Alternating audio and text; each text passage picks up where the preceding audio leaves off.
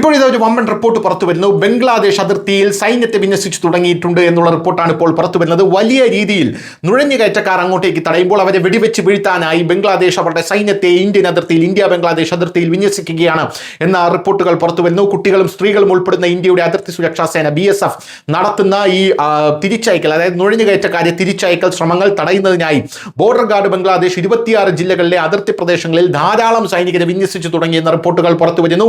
വിന്യസിച്ചിരിക്കുന്ന ഉദ്യോഗസ്ഥർ 4 ഷിഫ്റ്റുകളിലായി അതിർത്തിയിൽ പെട്രോളിംഗ് നടത്തുന്നു, 24 മണിക്കൂറും നിരീക്ഷണം നടത്തുന്നു. അതേസമയം പ്രദേശവാസികളും വിവിധ പ്രദേശങ്ങളിൽ അവരെ സഹായിക്കുന്നു. അതേസമയം ബുധനാഴ്ചയ്ക്കും ശനിയാഴ്ചയ്ക്കും ഇടയിൽ 200-ലധികം പേർ ഉൾപ്പെട്ട 21 BSF തള്ളിക്കയറ്റ ശ്രമങ്ങൾ BGP വിജയകരമായി പരാജയപ്പെടുത്തിയതായാണ് ഉദ്യോഗസ്ഥർ പറയുന്നത്. ഈ സാഹചര്യത്തിൽ BGBയും BSFും തമ്മിലുള്ള 57ാമത് ഡയറക്ടർ ജനറൽ തല അതിർത്തി സമ്മേളനം ജൂൺ 8 മുതൽ 11 വരെ ന്യൂഡൽഹിയിൽ നടക്കുമെന്നുള്ള റിപ്പോർട്ടുകളും പുറത്തു വരുന്നു.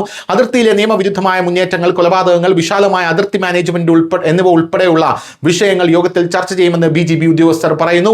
5 ഇന്ത്യൻ സംസ്ഥാനങ്ങളുമായും ബംഗ്ലാദേശിലെ 26 ജില്ലകളുമായും പങ്കിടുന്ന 4156 കിലോമീറ്റർ അതിർത്തിയിൽ പെട്രോളിംഗും രഹസ്യാന്വേഷണ നിരീക്ഷണവും ശക്തിപ്പെടുത്തുന്നതിനായി സൈനികരെ വിന്യസിച്ചിട്ടുണ്ടെന്ന് മുതിർന്ന BGB ഉദ്യോഗസ്ഥർ പറഞ്ഞു. സാധാരണ വേഷത്തിലുള്ള ഉദ്യോഗസ്ഥർ ഉൾപ്പെടെ ഇന്റലിജൻസ് നിരീക്ഷണവും വർദ്ധിപ്പിച്ചിട്ടുണ്ട് എന്നാണ് അറിയാൻ സാധിക്കുന്നത്. BGB ആസ്ഥാനം അനുസരിച്ച് പുഷ് ശ്രമങ്ങൾക്ക് ഇരയാകാൻ സാധ്യതയുള്ള ജില്ലകളിൽ ചുവഡംഗ, മെഹർപൂർ, ജഷോർ, സത്ഖിയ, കുഷ്തിയ, ജനൈദ, ഫെനി, മൗൾഡി ബിസാർ, മെമൻസിംഗ്, നെട്രോക്കോണ, ലാൽമോൻഹർ, കുരിഗ്രാം, ബഗ്രാചാരി എന്നിങ്ങനെയുള്ള പല ജില്ലകളിൽ ഇപ്പോൾ വലിയ രീതിയിലുള്ള പെട്രോളിംഗ് തുടങ്ങിയിട്ടുണ്ട്. 21 നുഴഞ്ഞുകയറ്റം, അതായത് തിരിച്ച് ബംഗ്ലാദേശിലേക്ക് പോകുന്ന, ഇന്ത്യയിലേക്ക് നുഴഞ്ഞു കയറാൻ ബംഗ്ലാദേശികളുടെ ആ ശ്രമങ്ങൾ തടഞ്ഞിട്ടുണ്ട് എന്നാണ് BGB ഇപ്പോൾ പറഞ്ഞിരിക്കുന്നത്. അതേസമയം അതിനോട് ഇന്ത്യ പ്രതികരിച്ചിട്ടില്ല. News desk, news India Malayalam.